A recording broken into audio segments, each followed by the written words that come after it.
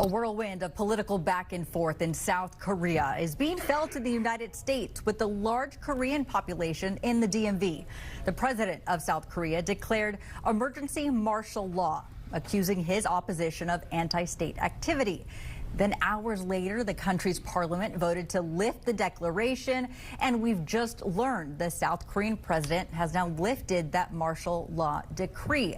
Joining us now with the very latest on the situation is JJ Green, national security correspondent with our news partners WTOP. JJ, the video that I am seeing from South Korea is unbelievable. Yeah, Victoria, it's pretty startling when you consider the fact that this is the middle of the night. You know, when all this went down, people were supposed to be at home asleep. But when he made this announcement, it just shocked people and word spread very quickly. This was the first time in 40 years that martial law had been declared in South Korea. And many people remember those chaotic days in the early days when martial law had been declared, and this essentially resounded throughout the nation, throughout the region, and indeed here in the United States. And then a bit later on, I spoke with Joe Detrani, formerly of the CIA, and he's also the former US Special Envoy to the six-party talks with North Korea and an expert in the region.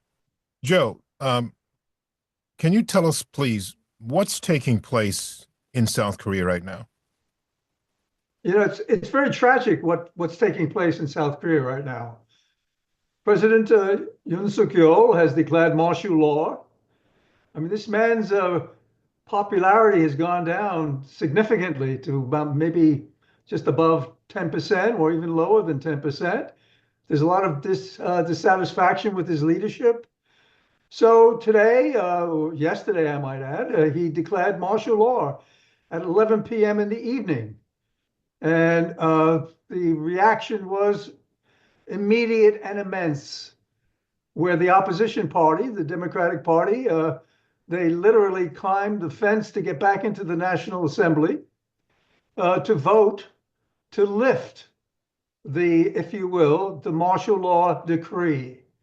And they voted 190, and that was sufficient. There's 300 seats in the National Assembly, and they voted 190. They had 190 people there, despite the fact that the military was standing around the National Assembly, stationed around the National Assembly to prevent their entry into the National Assembly.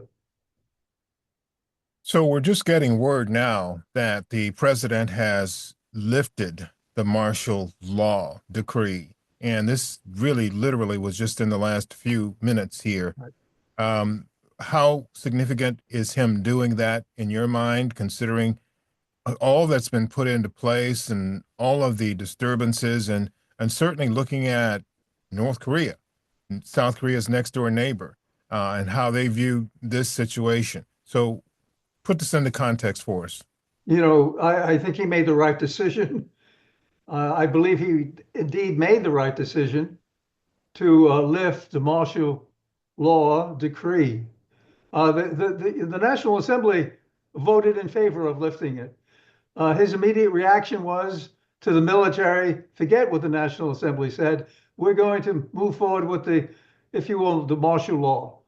And that would be a plus for North Korea. For anyone looking at the liberal democracy in South Korea, and now with the North Koreans looking at what's going on, they would have to be saying, look at that form of governance there.